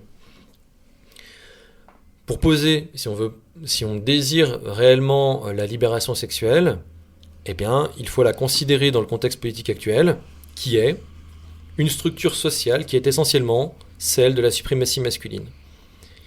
Et comment certains actes sexuels pratiqués en privé sont politiques, puisqu'ils peuvent refléter et maintenir intactes des structures de domination et de soumission. Quel a été l'objectif de cette fameuse liberté sexuelle ? La liberté sexuelle n'a jamais eu pour objet la justice sexuelle entre les hommes et les femmes. Son objet a été le maintien du statut supérieur des hommes, et il a été de sexualiser le statut inférieur des femmes. Donc, de préserver une sexualité qui préserve elle-même la suprématie masculine. Une fois que l'inégalité a été sexualisée, tous les coups sont permis. Qu'est-ce qu'on pourrait appeler le bon sexe ? Alors oui, c'est une question que l'auteur se pose, dans le sens, qu'est-ce qu'une bonne baise, du coup, d'un point de vue de féministe radical. Et il dit qu'en fait, il y a deux questions en une. Il y a celle du plaisir et celle de l'éthique. Il dit d'ailleurs que c'est une question qui souvent revient en philosophie. Il la prend du point de vue philosophique. Est-ce que le sexe est bon parce qu'il est agréable et qu'il donne du plaisir ? Donc, est-ce qu'il est bon parce qu'il est beau ou est-ce qu'il est bon parce qu'il est juste ? Donc, est-ce qu'il est bon parce qu'il est éthique ? La façon dont les partenaires agissent et se traitent, par exemple, la justice et l'égalité entre eux, leur empathie, leur respect. Et pour Stoltenberg, dans cette grille de lecture, le bon sexe relève des deux à la fois. à la fois de l'agréable et à la fois de l'éthique. Le plaisir érotique à la fois s'enrichit et dépend d'un contexte de respect mutuel entre les partenaires. Le bon sexe est bon pour, il est bon envers chacun des partenaires.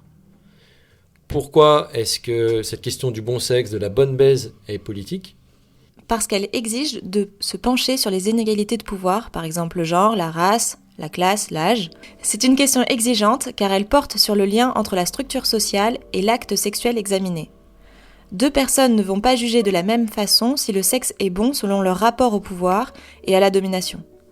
Quelqu'un qui veut célébrer les inégalités de pouvoir et les privilèges va considérer comme du bon sexe les scénarios qui lui vont vivre ces situations d'inégalité, donc de la domination, de la coercition, de la force.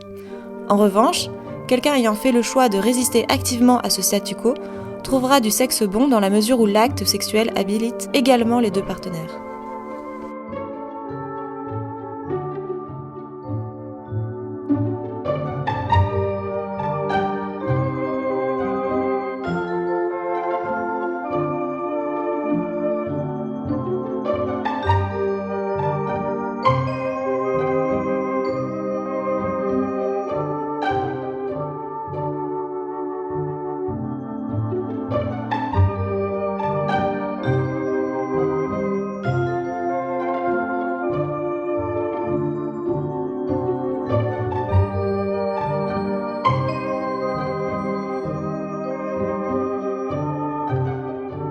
Septième point, objectification sexuelle. Qu'est-ce que l'objectification sexuelle ? Alors là, on rentre dans les mécaniques de la façon de penser masculine, en fait, de la domination masculine. C'est un truc que les hommes font chaque jour, certains chaque heure, chaque minute. C'est quand un homme regarde le corps d'une personne non comme quelqu'un, non comme une personne, mais comme un objet qu'il possède ou qu'il va posséder. Et cet homme devient sexuellement excité en considérant cette personne comme un objet.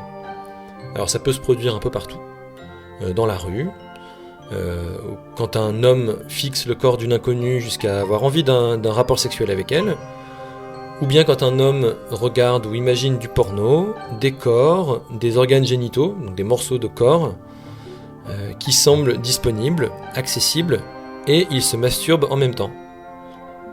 Ou encore quand un homme a besoin d'un type de corps particulier pour avoir envie de sexe, et qu'il est même prêt à payer pour se le procurer, et puis pour s'en débarrasser. Comment cela est-il considéré ?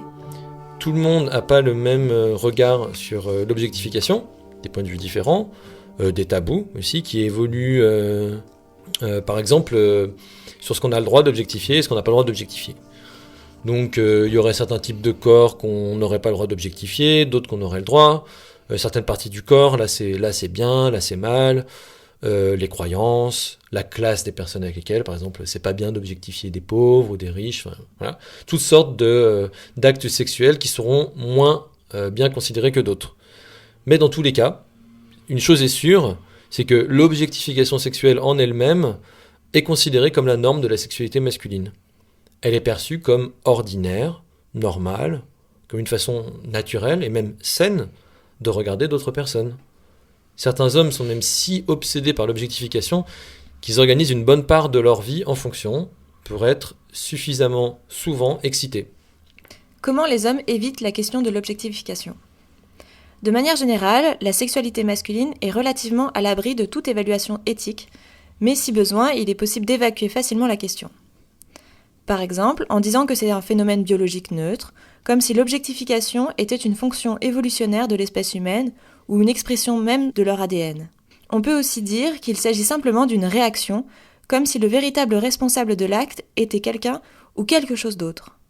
L'objectification est donc peu étudiée, alors qu'elle est l'essentiel de la sexualité masculine. Du coup là, ça rejoint encore une fois l'éthique du violeur. C'est pas moi qui fais quelque chose, c'est elle qui me fait que j'ai une réaction, quoi. Justement, les questions d'éthique de l'objectification. Alors, sur ces questions éthiques à nouveau, puisque là on n'est pas à l'église, donc on s'en fout de la morale religieuse, on n'est vraiment pas là pour ça, on s'en fout des termes comme péché ou vertu, c'est des notions qu'on comprend pas en fait, ça fait pas référence Ça n'a pas de valeur pour nous.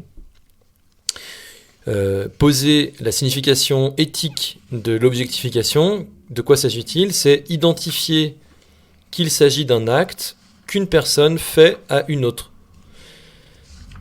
C'est poser la question, qui fait exactement quoi à qui ? Est-ce que cet acte est juste ou injuste ? Et surtout, quelle est la conséquence de l'acte pour l'autre personne ? En fait, quand un homme objectifie sexuellement quelqu'un, c'est-à-dire lorsqu'il considère une autre personne comme une chose, plutôt que comme une personne à part entière, son objet, sa propriété à seule fin d'excitation sexuelle, quand il considère quelqu'un comme un sextoy, en fait, il est peu susceptible d'être attentif à ce qui arrive à qui que ce soit d'autre que lui-même. En fait, on ne peut pas objectifier et avoir de l'empathie en même temps, c'est incompatible. Par définition, la personne cesse d'être considérée par l'homme comme un vrai sujet. Seule l'expérience de l'homme est valide. La personne objectifiée ne mérite aucune empathie réelle. Il crée une distance entre lui et la personne ainsi traitée. Quel lien avec la suprématie masculine ? Assez évidemment, l'objectification sexuelle, c'est une réaction à la suprématie masculine, parce que ça a été appris, et c'est un moyen aussi en acte de l'imposer, d'imposer cette suprématie au corps des femmes. Elle permet aux hommes à l'intérieur d'eux-mêmes de se sentir dissociés du statut inférieur des femmes et de s'identifier, encore une fois, de se sentir réels en tant qu'hommes.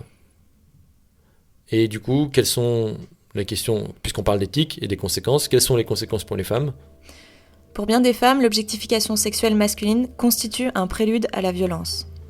Avant de commettre une agression sexuelle ou d'imposer un acte sexuel, l'homme objectifie une femme, cet objet devient une proie, une cible. Quand un homme objectifie une femme, il ne commet pas de violence sexuelle à tous les coups. En revanche, tout acte d'objectification sexuelle a lieu sur un continuum de déshumanisation dont la violence sexuelle masculine constitue l'aboutissement. L'objectification est ce qui rend la violence masculine possible.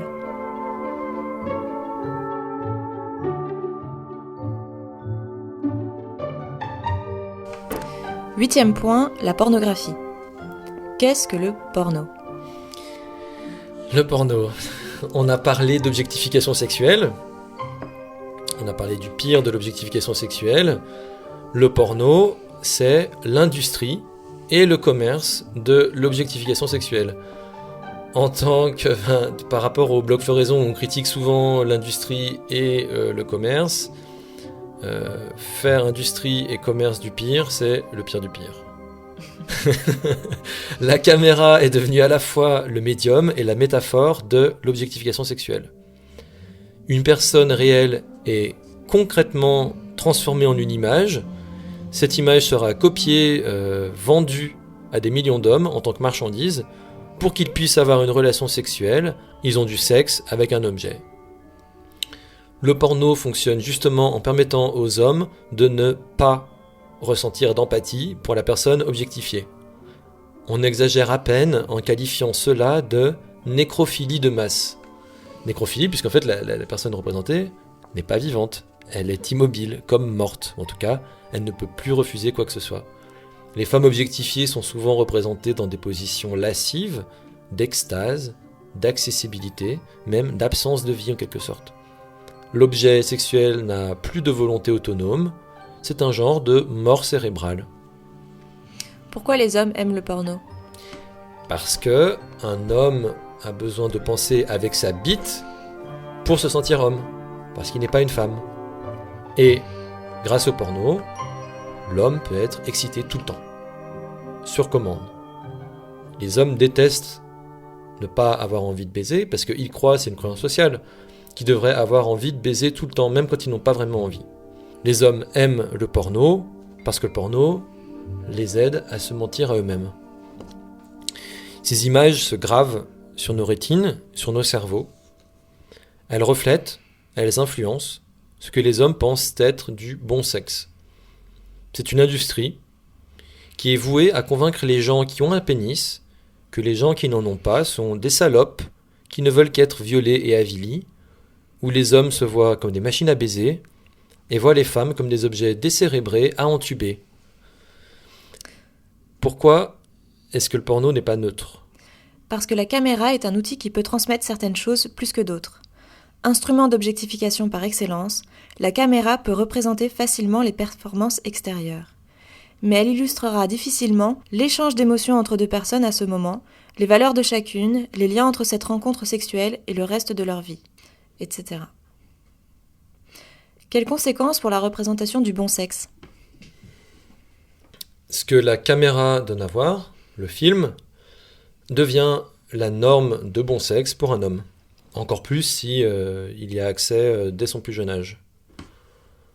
En imitant ce qu'il voit ensuite dans les films porno, l'homme devient comme une caméra face à la personne avec qui il est. Le porno renforce donc artificiellement l'identité sexuelle des hommes et leur permet de garder un lien avec l'idéal d'une masculinité déconnectée de qui que ce soit d'autre.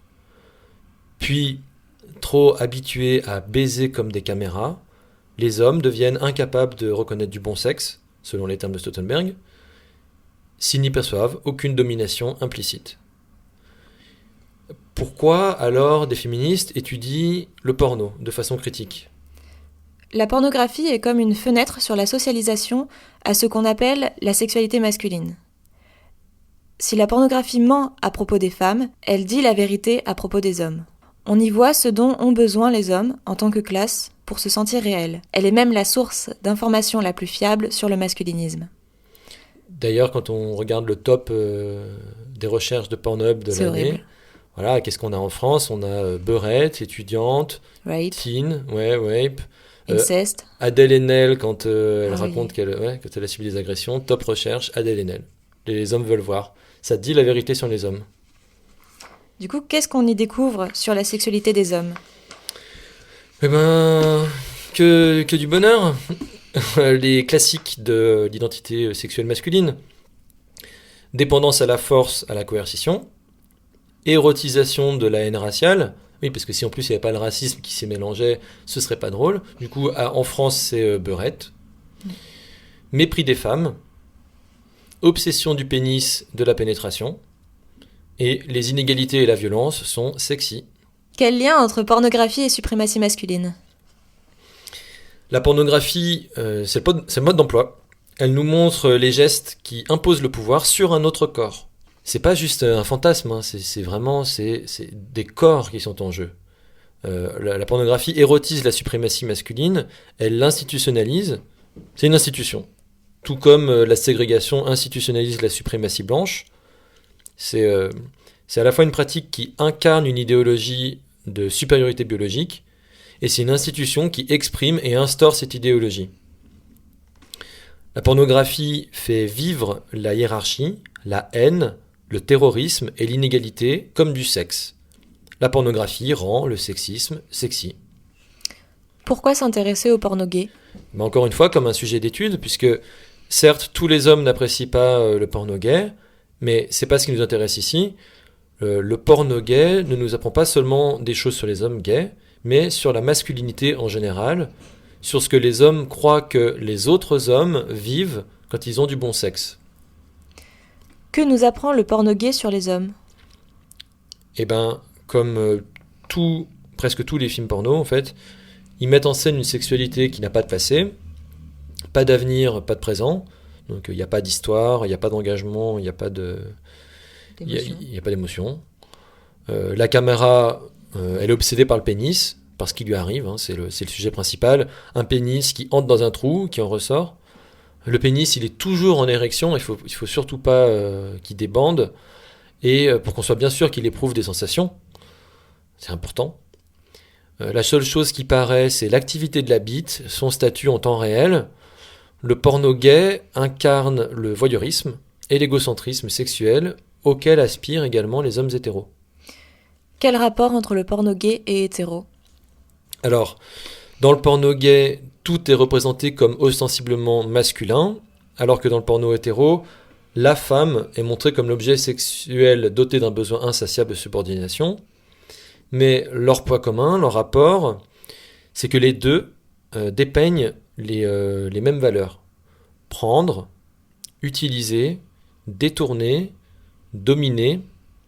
Pour le dire autrement, en fait, ils dépeignent une politique de coercition sexuelle. Pourquoi le porno hétéro accorde moins d'attention à l'homme ? Sans doute pour deux raisons. Déjà parce que les hommes qui regardent en fait sont hétéros et veulent être excités en regardant des scènes de sexe où les femmes sont dominées, et ils veulent pas être distraits par un concurrent. Et surtout, il faudrait pas prendre le risque d'être excité par le corps d'un autre homme. Parce que c'est encore une fois, ça rejoint l'homophobie dont on parlait tout à l'heure. Il faut surtout pas objectifier d'autres hommes pour se protéger nous-mêmes de la violence. L'accent est donc mis sur la femme, c'est la femme l'objet, attention. Comment est-ce que la pornographie impose l'homophobie ? Déjà par les scènes de lesbianisme, qui sont un vrai cliché de la pornographie hétéro. Les femmes ne sont pas là l'une pour l'autre, elles sont là seulement pour le spectateur masculin. Ensuite, par les innombrables insultes homophobes contre les gays ou les hommes efféminés. Si un homme est perçu comme un simple orifice, il est autant méprisé qu'une femme. Et enfin, la sexualité patriarcale, c'est-à-dire la haine des femmes, s'exprime aussi très bien dans le porno gay, mais d'une façon différente. Pour limiter le stigmate social habituellement attaché aux hommes, traités comme des femmes, la pornographie gay a élaboré plusieurs codes particuliers. Un de ces codes est qu'un homme qui se fait sodomiser va ensuite sodomiser plus tard dans le film, pour montrer qu'il n'a pas été féminisé. Un autre code est qu'un homme capable de supporter la violence sexuelle d'un autre homme atteint une sorte de super-masculinité. À l'inverse du porno hétéro, ici le ligotage douloureux, l'humiliation et l'enculage au poing sont des façons de prouver qu'on est bien viril. L'homme est un objet sexuel, mais il n'est pas une victime. Il encaisse. Le porno gay promet aux hommes d'en sortir encore plus virils. Pourquoi, aujourd'hui, la critique de la pornographie est-elle censurée ?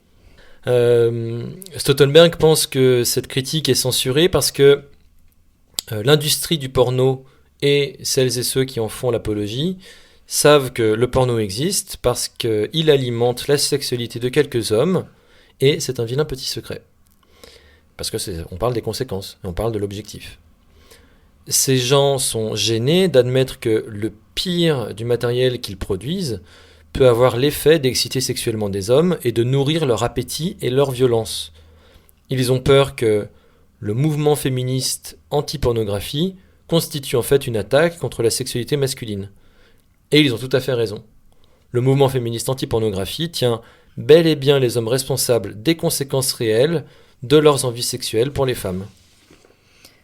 Comment la critique féministe de la pornographie est-elle censurée ?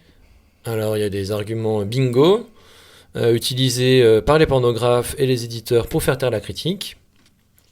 Par exemple, vous êtes anti-sexe, hein, en fait vous aimez pas le sexe, vous êtes prude, vous êtes frigide, moralisatrice, classique. Un autre c'est il n'y a pas de désir sans domination.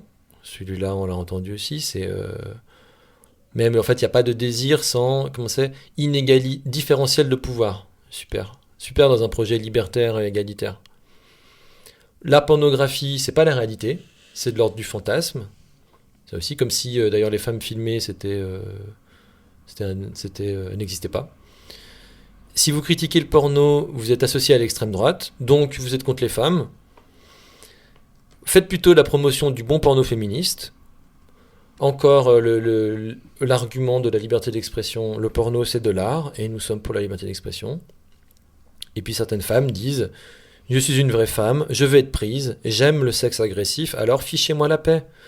Ou encore vous, les féministes anti-porno, celles qui critiquent le porno, vous constituez plus une menace pour moi, mes droits, ma liberté, que les pornographes.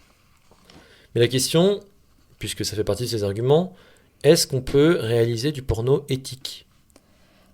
Les amateurs de pornographie protestent souvent en disant qu'on peut développer du porno alternatif, artistique, éthique, féministe, grâce à des meilleures productions, scénarios, une diversité d'acteurs et d'actrices.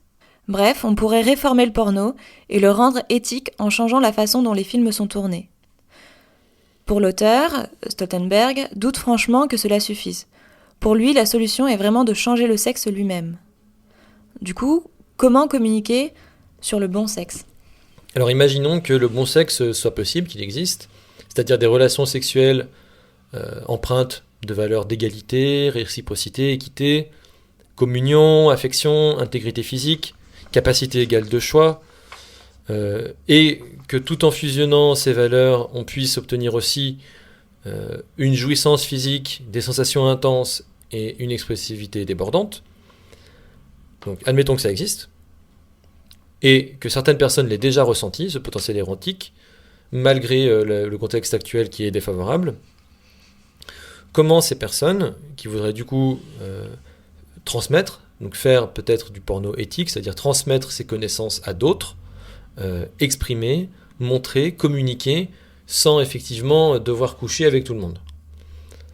Alors, il y aurait besoin effectivement de certains supports culturels pour diffuser ces messages, ces connaissances, pour sensibiliser les gens à ce qui peut être bon dans le sexe, et puis les aider à se dépêtrer, à dépêtrer leur vie des normes sexuelles qui empêchent le sexe d'être bon. Ces messages vont prendre plusieurs formes, des mots, des images, peut-être des performances, peut-être un mélange de tout ça. Mais en tout cas, cette communication dont on parle différera beaucoup de la plupart des productions sexuellement explicites actuelles, essentiellement créées pour piéger les gens dans une relation sexuelle avec des objets.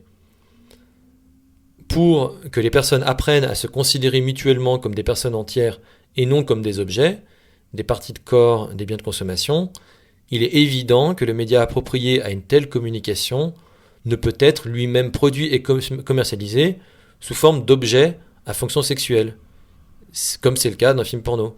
Pour le dire autrement, en fait, si l'objectif est de montrer et de communiquer et de donner envie aux gens de se traiter non pas comme des objets, ça ne peut pas être fait grâce à un objet qui a pour fonction d'exciter sexuellement au point d'avoir du sexe avec un objet. C'est autre chose. Et selon Stoltenberg, le mieux, c'est pas attendre que ça existe, et c'est de commencer dès aujourd'hui de réfléchir et de comprendre la façon dont nous-mêmes nous traitons les gens, d'en parler, de parler de tout cela face à face, de personne à personne, avec nos partenaires sexuels, avant, pendant, après le sexe, et puis s'engager à une responsabilité et une sincérité accrue dans nos vies sexuelles.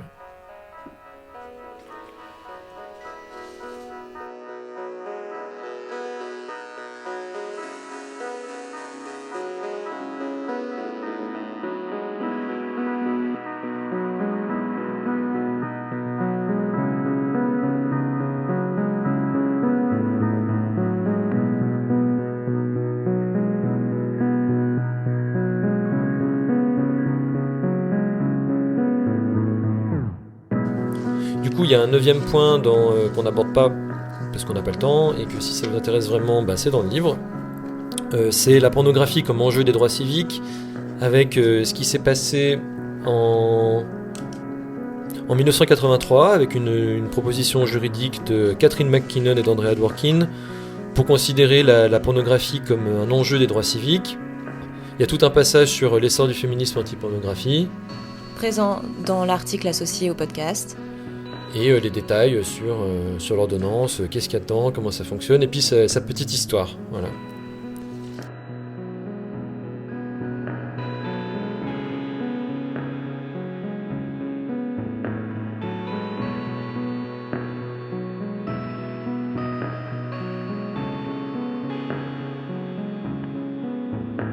Dixième point, abolir le genre, refuser d'être un homme. Pourquoi les autres hommes font peur aux hommes ? Parce qu'on peut vouloir le ressembler, mais avoir peur de ne pas être à la hauteur, de ne pas trouver sa place, de ne pas assurer. Nous sommes jugés par les autres hommes, et puis parfois menacés par eux. Quel espoir donne le féminisme radical ? Ce féminisme permet d'imaginer un avenir de justice de genre, où les hommes n'ont pas à être grossiers et brutaux comme aujourd'hui, et les femmes n'ont pas à être coquettes et superficielles. Les idées du féminisme radical aident quelques-uns et quelques-unes d'entre nous à respirer un peu mieux. Quel problème rencontre un homme qui ne veut plus être un homme ? Le problème, c'est qu'il continue de voir clairement chez les autres hommes des attitudes qu'il rejette en lui-même, parce qu'il connaît, il sait ce que ça veut dire, il connaît leur signification, il connaît les conséquences de tout ça. Alors, ce qui est désagréable, c'est surtout que c'est des parties de ces hommes qui n'ont pas réellement changé. En fait, du coup, le voir chez les autres, ça le rappelle chez soi-même, ce dont on essaye de se défaire, et c'est compliqué. Et c'est compliqué de continuer de discuter superficiellement avec d'autres hommes, même avec la famille, avec les amis, de rire de blagues sexistes, ça devient de plus en plus compliqué. Mais en fait, soit on voit plus d'hommes du tout, parce qu'on n'a plus envie d'entendre des blagues sexistes, parce que c'est pas possible, donc on se coupe totalement d'eux. Mais du coup, dans ces cas-là, c'est difficile de mettre en pratique, de discuter avec d'autres hommes pour essayer de faire avancer les trucs. Soit, en fait, on continue, en fait. On continue de les voir et... Enfin, en fait, c'est un dilemme, quoi. Il n'y a pas de situation parfaite. Aucun choix n'est satisfaisant. Du coup, que reste-t-il à faire ? Ce qu'on peut essayer de faire, c'est de présenter et de promouvoir le mouvement féministe qui susciterait l'enthousiasme de l'ensemble des hommes. Peut-être l'ensemble des hommes, c'est un peu idéaliste, puisque la majorité des hommes bénéficient de l'exploitation des femmes. Mais en tout cas, ce qu'on peut faire, c'est essayer de développer et mettre en alerte une identité morale au lieu de notre identité masculine, de notre identité de genre. Il faut vivre différemment et créer cette différence par nos vies. Surtout, il y a un truc qu'il ne faut pas essayer de faire, c'est d'être des rédempteurs de notre classe et de dire « Regardez, nous les hommes, en fait, on est des bonnes personnes, on n'est pas aussi mauvais qu'on le dit, regardez la preuve. » En fait, là, à faire ça, c'est chercher à être bien confortable, à s'auto-congratuler, se forger une apparence de dignité. On perd l'objectif de base qu'on est censé soutenir en tant que pro-féministe, c'est-à-dire la libération des femmes. C'est pas de la rédemption des hommes, c'est la libération des femmes. Il n'y a aucune fierté à être des hommes. Par contre, on peut être des hommes qui essayent le plus possible de vivre leur vie d'une façon qui changera le monde et d'arrêter de trahir la vie des femmes. On peut imaginer à quoi ressemblerait une société enfin débarrassée du genre. Si le genre est aboli, il n'y a plus 2 identités sexuelles auxquelles appartenir. Les gens savent comment procréer, mais ne passent pas leur vie à construire une identité basée sur les capacités reproductives. Ils ont des identités individuelles, mais ces identités ne sont plus genrées. Comme les gens ne se soucient plus de répartir les autres dans des catégories, ils n'ont pas d'effort à faire pour incarner telle ou telle catégorie. Les gens ont des relations amoureuses et sexuelles sans avoir à performer le sexe auquel ils sont censés appartenir. Ce qui compte réellement, ce n'est pas le fait d'être ou non un vrai homme ou une vraie femme, mais comment on vit, comment on aime et traite les autres, et ce qu'on peut apporter au monde durant notre passage sur Terre. Un message pour les hommes, pour finir. Staudenberg s'adresse aux hommes qui ont compris que la pornographie rend le sexisme sexy, qu'elle définit vraiment ce qui est désirable en fonction de critères de domination et de subordination, des critères qui reflètent nos intérêts en tant que classe d'hommes.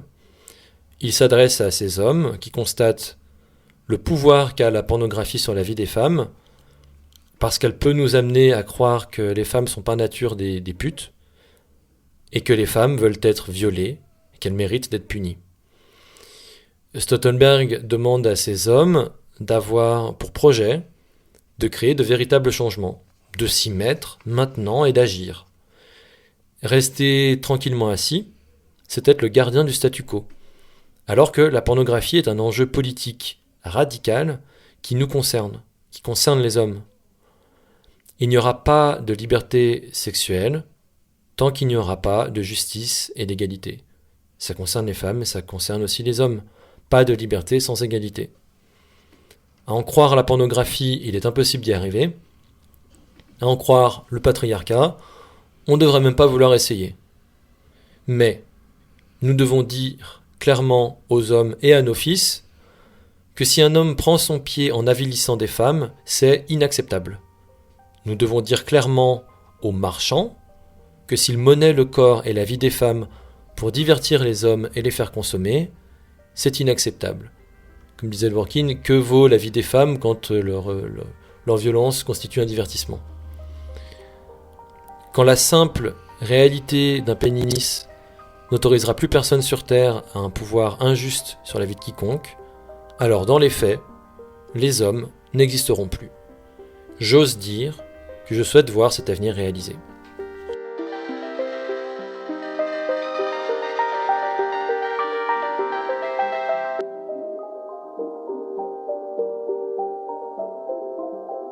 pour finir, petit conseil aux hommes qui veulent soutenir les luttes féministes. Tout d'abord, ne pas jouer les héros car vous bénéficiez de l'oppression des femmes. Ne pas agir sans réfléchir et s'assurer de l'aval des féministes. Apprendre à se taire, vraiment, à écouter, ne pas couper la parole aux femmes. Rester humble, ne pas parler à la place des femmes. Ne pas demander à être éduqué par les femmes, lisez par vous-même. Ne pas se contenter d'une rapide introspection, ne pas chercher la rédemption. Apporter un appui matériel aux femmes, alléger l'exploitation des femmes, leur libérer du temps et de l'énergie. Donner de l'argent aux associations. Faire le travail domestique, garder les enfants, faire à manger, le ménage. S'effacer, apprendre le don discret et l'aide anonyme en coulisses. Laisser les femmes s'organiser comme elles l'entendent. Ne pas forcer pour rentrer dans les espaces de femmes. Parler de ces problèmes aux autres hommes.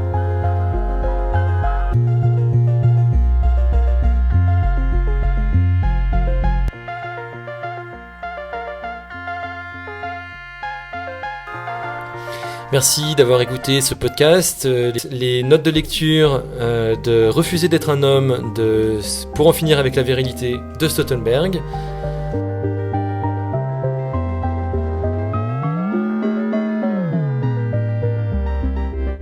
C'est des notes de lecture exceptionnellement longues, mais vous pouvez tout retrouver plus en détail sur le blog Floraison. Le podcast est aussi sous forme d'article. Merci beaucoup, à bientôt sur le podcast Floraison. Ni Dieu, ni maître, ni mari, ni virilisme, ni masculinisme.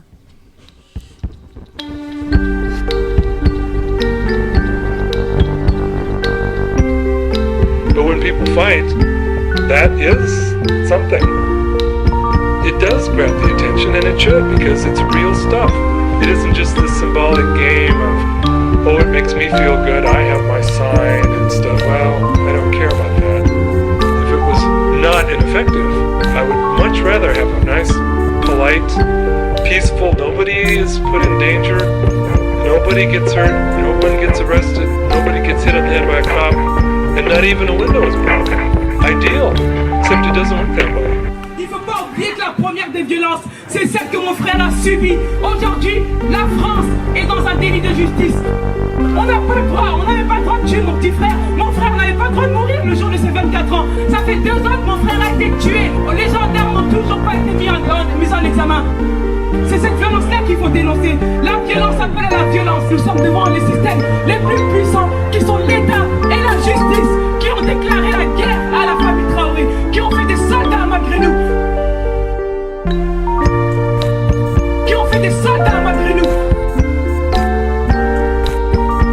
Our planet is dying. Actually, she's being drawn and quartered. We are on the verge of complete biotic collapse. And that is 500 million years of evolution gone. We are out of soil, we are out of species, and we are out of time. We really need to start thinking like a serious resistance movement, because this is a war. I know it's been going on 10,000 years. It feels like daily life. The lights are on, the cupboards are full, but this is a war. And if anyone is left to look back 100 years from now, they are going to wonder, what the fuck was wrong with us? That we didn't fight like hell when our planet was going down. Now you love something or you wouldn't be here. Whatever you love, it is under assault. Love is a verb. We've got to let that love call us to action.